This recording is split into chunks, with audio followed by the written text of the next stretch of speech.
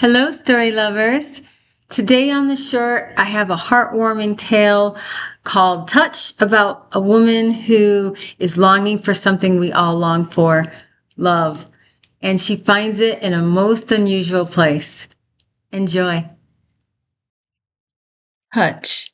Today's presentation on the short. I have a secret.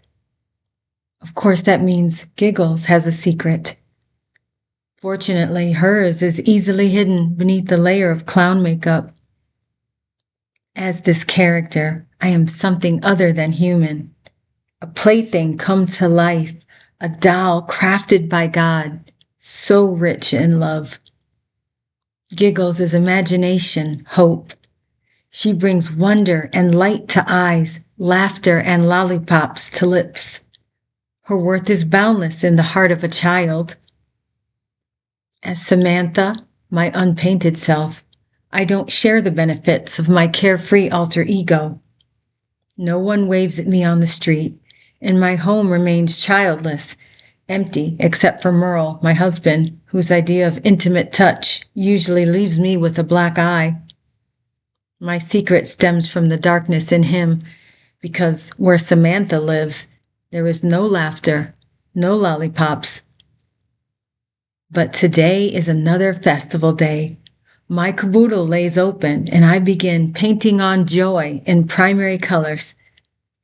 Slipping on a blue afro and psychedelic suit, I step fully into the fantasy. Visible yet invisible, the transformation nearly complete. By becoming a clown, I realize I am hiding behind a persona to be seen, silencing Samantha so Giggles can emerge. But hers is an intoxicating existence that takes me far away from Merle's darkness, my darkness. I finish the routine, making sure to powder my face well, lest sweat or a careless swipe reveal the humanity underneath. Excitement builds even before I reach the event, while I'm still bounding down the street in neon high tops with my pouch of face paints and brushes.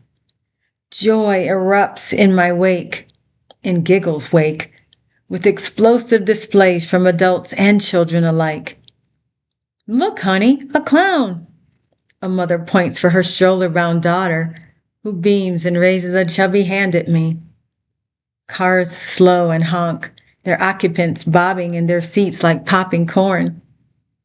No one is immune. The elderly, teens, grown men. Caught off guard, they all laugh, shout, or wave with stunned delight at the sight of a living cartoon. Hey, quit clowning around, some tease, and I smile as if hearing it for the first time. This ritual is extraordinary, a symbiosis of affection between total strangers. But it is so much more. They act as if Giggles' presence makes the sun shine brighter, like her colorful costume and sparkly earrings take away the shadows, if only for a few moments. She is safety. She is purity, uninfected and undamaged by the world. Giggles breaches reality and gives life to dreams, for children, for adults, for me. As always, I am swamped at the festival, my line stretching longer than that of the busiest booth. Two beautiful girls step up, whispering about what design to get, and I hear the Spanish word for butterfly. Mariposa? I ask. The little one grins and climbs into my chair, pointing to a spot on her cheek. I touch her just under the chin, lifting slightly, holding still my canvas, and embark on her request. Red wings, blue body, all while marveling at the flecks of gold in her eyes. She investigates my face as well, her gaze darting from the painted balloons on my cheeks to the glitter on my eyebrows. Inches. We are inches apart, connected by our eyes and the tips of my fingers beneath her chin. A magnificent, silent exchange. Soon, a lovely figure stretches its wings across her cheek, You're doing such a great job keeping still, I praise, watching her fight the urge to squirm beneath the tickly strokes of my brush. There, all done. I hand the child my magic mirror, setting off sparks in the gold flecks as she peers at her new adornment. I am thanked by a gasp of sheer delight and the most glorious of smiles. Beats money every time. The girl slips off the chair and I tap it for the next in line. Giggles lives miles away from my husband Merle and me. In fact, aside from my physical body, she and I have nothing much in common. As Samantha, I cannot do what she does. She is bold, an encourager, a builder of spirit. I am weak, silent, afraid. Merle has seen to that. Flamboyant and outgoing, she thrives among imagination and possibility. I am an introvert, a homebody trying to keep out of the way, while my husband, the exterminator, kills things for a living. He squelches laughter with bitter words and a quick hand. I often wonder what would happen if Merle and Giggles came face to face. Would she be strong enough, pure enough, to fight the dark force in him?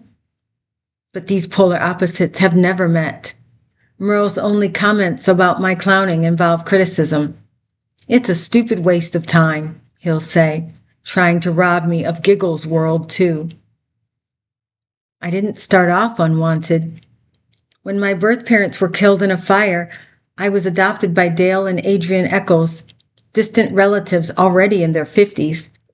I was a toddler, and they wasted no time letting me know I wasn't their first choice for daughter. That privilege went to Cheyenne, my older sister. Even as a child, she was the talented one, thinner, smarter, prettier, and more capable than I could ever hope to be. My parents weren't being complimentary without cause. Praising Cheyenne was a great way to goad me, and the comparisons never ended. Thankfully, my sister didn't flaunt her superior placement in the family. She empathized with me. Of course, not enough to rock her pedestal and speak up. Dare not risk having any venom slung her way. But a ray of hope emerged in high school. Merle Timmons was a nice-looking senior, not a star athlete or academic genius, just a young man interested in me, Samantha. He had sweet words for me then, words I'd never heard, and I caught a glimpse of a life other than my own. I didn't have a long line of suitors like Cheyenne, so when Merle asked me out for my 17th birthday, I didn't hesitate. I think I got pregnant that night.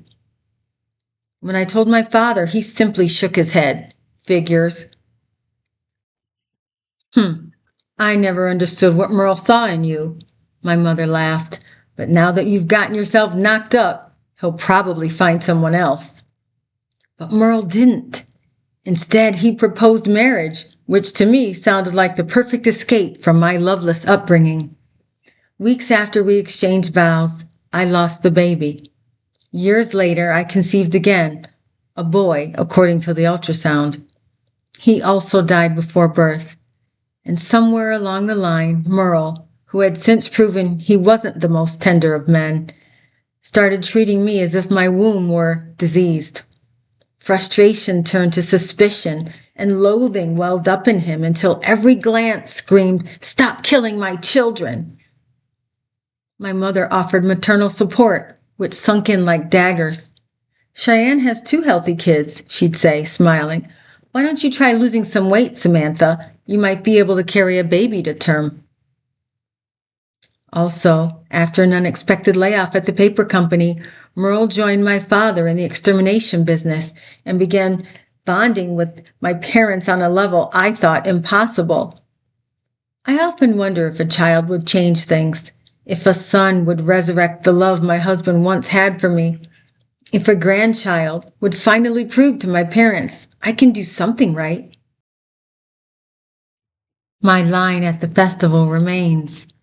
A few customers back, I noticed an angry mother yanking her son forward.